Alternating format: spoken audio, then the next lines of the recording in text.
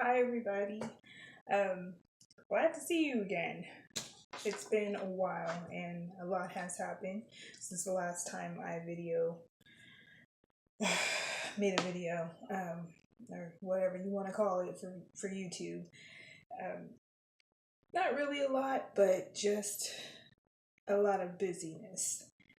For one, I have 4 summer classes, and but anyway, that's for another video. For this video, I wanted to talk to you guys and give you some study tips for how to study for A&PII.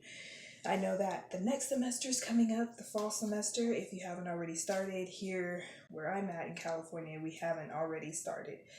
So we start on August 21st, and that will be the start of my next class, my next and last class, which will be microbiology, before I actually applied to the RN nursing program, the bachelor's, and there are ADN programs in my area. But anyway, I wanted to give some tips on A&P, how to study. I know that I passed it with a B, but this is more of a reflection on what I think I could have done better in order to get that A, and hopefully help you guys out in your journey of going towards that A, because I know if you're trying to get into the nursing program, your major goal is to get that A. So let's start. For one, I would say the number one tip is to stay for the labs. I know where I'm at, we have anatomy and physiology together, but the way that our class is structured, and I don't know if it's different everywhere else, there's the lecture for the first portion, then you take a break, you come back, same class, and the lab is at the latter end of the class. And you could choose to stay and study the structures of some of the models, like the body models for whatever system you're studying, you're focusing on at that time, or you can choose to go for those lab days where you don't actually have a lab to do, like there's no actual assignment. But I would recommend that you do stay. Just stay at least 10 minutes, get familiar with the models, because those models will be used on the test, as you already know, as it was in A&PII. Study the models, study the cadavers if your school is, does study from cadavers, study them. Just take that 10 little minutes and do it. You'll benefit from it. The way my class was set up, they had pictures of the models online, and I was just focusing on studying those models online and not really focusing on going to stay for the lab, because I'm busy and some of you are busy. I wanted to get home and be with my kids just for that little hour I had left before they went to bed. So, yeah, just stay for the labs. My next tip number 2, is to get other resources. Don't just focus on the notes that your teacher gives you. These are some of the resources that I use that help me with anatomy and physiology too this semester. I have this book, Anatomy and Physiology, A Quick Review, Master the Basics. I bought it from Barnes & Nobles. It was pretty helpful in summing up some of the major things that you should know about each of the systems that you're going to be studying. It really just condensed it and summarized it. So I would recommend this book to some of you who can learn just from reading. Another resource that I had was this one, the Physiology coloring book.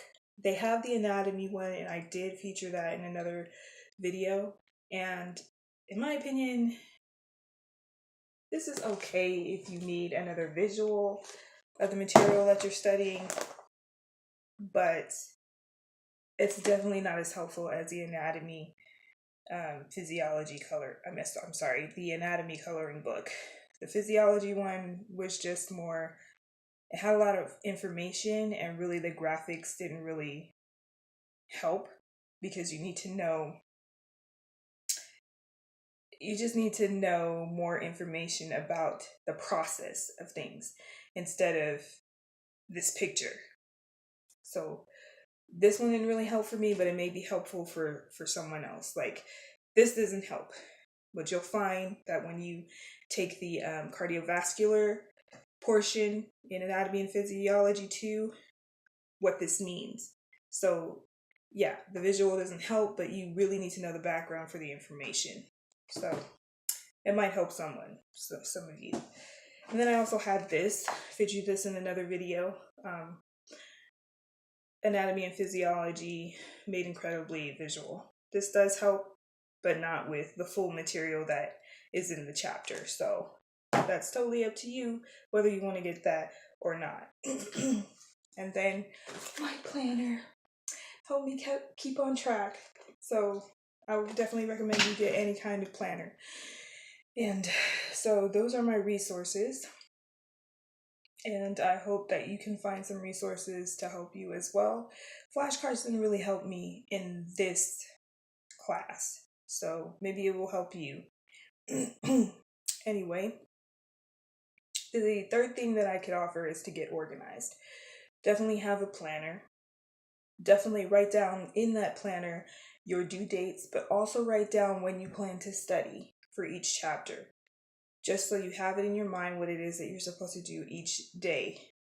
That definitely helped me. Hopefully it could help you. Organize your notes. If you do use flashcards, organize them to, I would recommend, list the function of each subject that you're studying within the chapter. Like the valves of the heart, the function would be good. The process, understand the functions and the process. I think that's the major focuses. Really focuses. I think those two are the major focus of the Anatomy and Physiology 2 course. So make sure you understand the functions and the processes, however you want to say it. I would also say to utilize OneNote or any note-taking program to make notes of your own. That would be my fourth tip. Make notes of your own, even though your teacher may give you a study guide. If you don't really understand it, like I didn't understand my teacher's study guide because her notes were they were basically all over the place. I'm pretty sure that she could understand it, but for me, it was more, after that first exam, I started to see that I was only studying to memorize. Like I wasn't studying because I really knew what the processes and the functions were. So I would recommend getting OneNote, which should come free, but you never know. Getting OneNote, taking notes yourself, focusing on the things that you think you should know based on their study notes, if you get any. And also read the book. If you don't understand their notes, read the book and take notes on the things that you want to take notes on to help you understand or process the information a little bit further. And that will make it clearer for you, and come test time, you will understand it in your own words. I would say that the number five tip would be to study a little each day. That is basically what you need to do. Study just a little each day, break it down in sections, plan that in your planner, and you'll be good to go on test day. So yeah, I think these are my tips. If anybody else has any other tips that they would like to give for anybody taking A&PII, please do put them down below or let me know, because it would be good just to know. I don't plan on retaking this class because it was literally hell being pregnant and going through this, but I'm glad I made it through with a B.